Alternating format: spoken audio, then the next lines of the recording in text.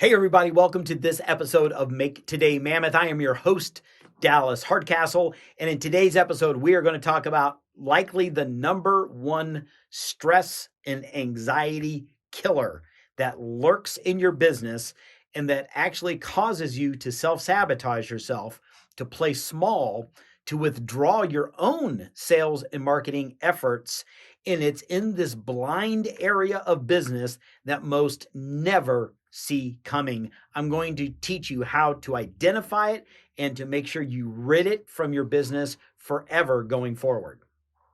Hey, everybody. Once again, my name is Dallas Hardcastle. I am super excited you're here. I am honored that you are investing some time with us here today. If you are a new listener or watcher on YouTube, welcome. And if this is your first time, and if you've been back here before, then welcome back. We're so excited to have you back here. If you would like to leave a 5-star review, please feel free to do so other people can hopefully find this in the algorithms. It pushes it up and will help us to be able to help more people more quickly. Let's get right to it. Today's episode, we have a system in our brain that is there to protect us. This system is a thing that causes more self-sabotage in business than anything else I've ever seen, bar none. I have been in and around business for over 25 years. So I've been able to work with the beginners, the intermediates, the high levels, the extremely high levels. And one of the biggest things that I have seen repeatedly over and over, and especially with the small business owner, is something that we eventually, after literally dozens or maybe even hundreds of iterations of this, seeing it, we actually wound up labeling it and giving it a name and then creating an entire trainings around these things because it was so suffocating, and entrepreneurs were self-sabotaging themselves, crushing their own businesses, their own sales, their own growth. And they had no idea why they were doing it, but it all came down to something we now call oppositional growth syndrome. Here's how it works. And I'm going to teach you this with a story of a real client and a real person that I worked with here many years ago. So this was a gentleman. His name was Bobby. And I wound up meeting with him in person, him and his wife. His wife referred me to him and said, here, help out my husband with his ad agency business. And he had a business that had been bumping along at a certain level at the time. This is going back many, many years ago. So at the time, it was maybe $10,000 or $15,000 a month is all he was doing in his ad agency business. So I began going the place, what was this, 2016, I think. I began going down the place that I would. It's like, okay, well, what's going on? What does the business look like? What are all the activities? What are the things you are great at doing? What are all the things you are doing? What are the things you dread doing, put off doing, stall, all that kind of good stuff?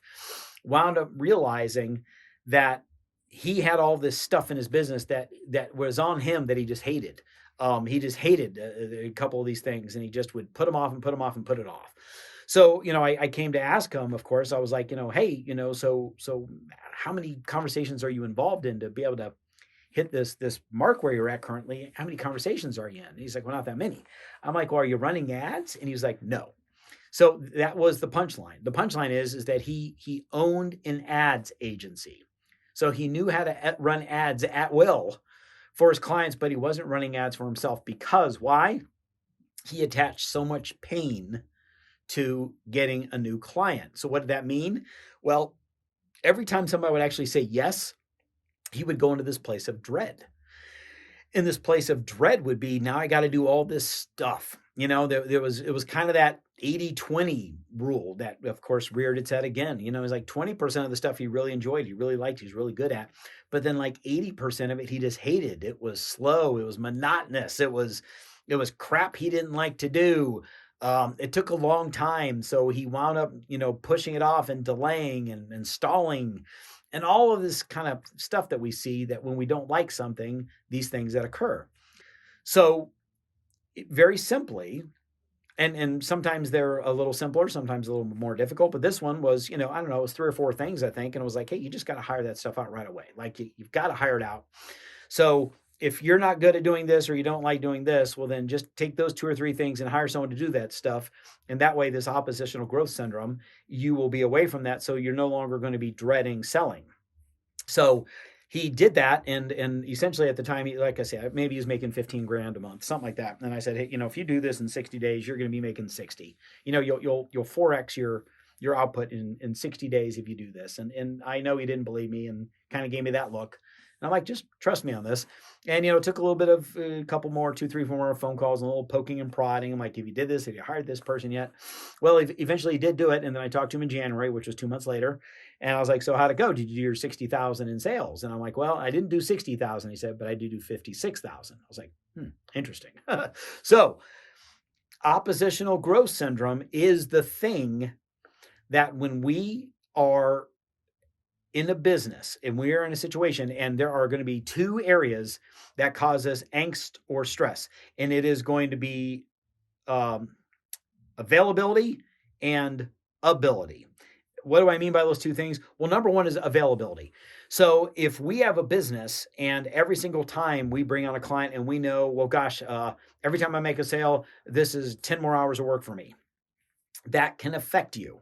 That can affect you because what happens to your marketing? What happens if you go out and you start slaying your marketing starts working like crazy, and all of a sudden you start getting on, 20, 30, 40, 50 calls a week? Well, what happens if 10 of them say yes? Well, now you have 10 clients that just said yes at 10 hours a week. You've just put yourself under 100 hours of work. So it becomes very, very stressful. And in some cases, of course, it goes beyond just stressful. It's just like you can't physically perform the work, right? So then that's a whole separate issue that's got to be handled and addressed. But availability is a huge one. Say if every single time this is gonna take up 5 hours of my time, 10 hours of my time, 20 hours of my time, it becomes very stressful to say yes. So then what we wind up doing is we wind up selling way below our abilities normally, number one. And then number two, we usually wind up halting or stifling our marketing efforts because I don't want to get on all these calls and making all these sales pitches, because if people are actually saying yes, now I'm just like schnookered. Now it's like I'm working nights, I'm working weekends, I'm not seeing my family, I'm not going out and doing stuff. The whole reason I became a business owner or an entrepreneur was for freedom. And now I'm successfully taking away all of my freedoms. So availability, number one. Number two then is ability. And when I say ability is different than availability, in that the other way that we create this oppositional growth syndrome is because we have things in our business that we really probably have no business doing. But because we're a small business owner, we think we need to be the ones that do it, fill in the blank, whatever the excuse is. I can't afford help right now, whatever it is, whatever story we're telling ourselves. So we have these people that come in, and maybe it's not that it takes, instead of it being the 10-hour example, availability, the ability part is, well, every time I bring in somebody, there's 2 or 3 hours of onboarding stuff, intake stuff that's required. But if I'm the one doing it, maybe I hate it. Like maybe I love the marketing, I love the selling, and I love delivering on my service, my program, my product. But every single time a new client onboards, it's 2 or 3 hours of this stuff I just hate. So again, now my sales and my marketing efforts are going to start to suffer, because now I'm not wanting to bring on these people, just like the example I mentioned to earlier with this guy that ran the ad agency, Bobby, because every single time he had to do a bunch of work that he just hated to do. He hated tying all this stuff together, and he just all these other things. I can't remember what they all were now. It was 6-7 years ago. But he just hated having to do these certain things. So he stopped wanting to sell. So therefore he stopped marketing. So the two things, ability and availability, here's how we fix them. Number one, whenever we have an intake process, we want to start to really get thoughtful and think, okay, is this what we want the intake, the onboarding process to look like? First ask that question. Is this really what we want it to look like? Is this really how it performs best? Number two, okay, if these are the, let's just say if these are the 5 things that we do during the onboarding process, and I'm good at one of them and the other 4 I just dread, I loathe, which also means I'm probably not that good at them, right? Like if you tend to dislike it or hate it, you're also probably not that good at it. That's just kind of the way it works, right? We thrive. We're usually really good at the things we like to do. I love to do this thing, therefore I'm pretty good at it. And then the thing I stall, delay, hate, push off. I tend to not be that good at it anyway, because I'm usually a C minus player at best in that area. So therefore I avoid it. Therefore I don't want to do it. So if that onboarding process has these 5 things, you're good at one and the other 4 are not so good, find the people, the person or the people, what we call the who to do the how. Find the person who can do those things. So if it's required to do the software system setup thing, find that person, or they need to create the page, or they need to set up the email marketing something, or they need to do whatever, fill in the blank it is. Have somebody do that that's really, really good at it.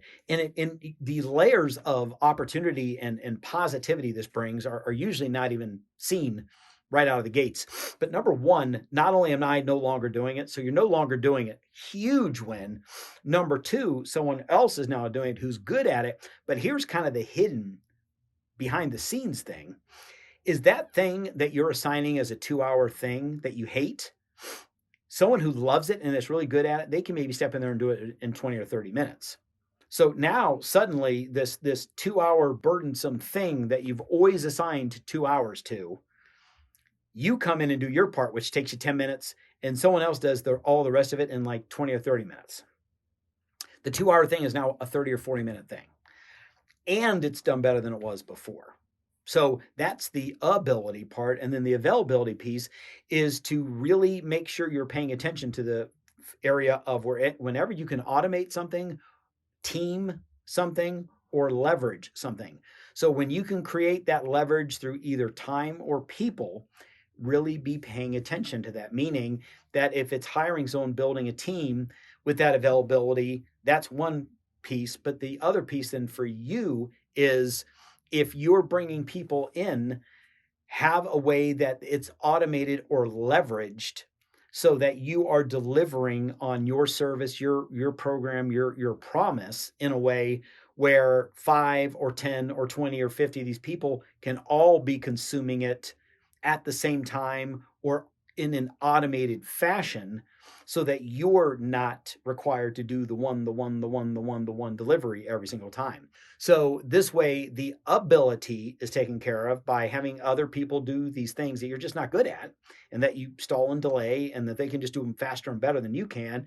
And then the availability part is create a system that has great leverage and automation in it, so that both team and automation are part of this, so that you can group these activities together. So if you are delivering some advice, if you're delivering some education, some speaking, a training, any form of education, whatever that is, rather than if you have 10 clients and you do it 10 separate times, find a way to get all 10 of those people together on a call, on a Zoom, in a room, so that you can deliver at one time. So instead of doing 10 people, 2 hours a piece, taking you 20 hours, have those 10 people in there and you can do 2 hours and really get that, take 20 hours and turn it into 2 hours.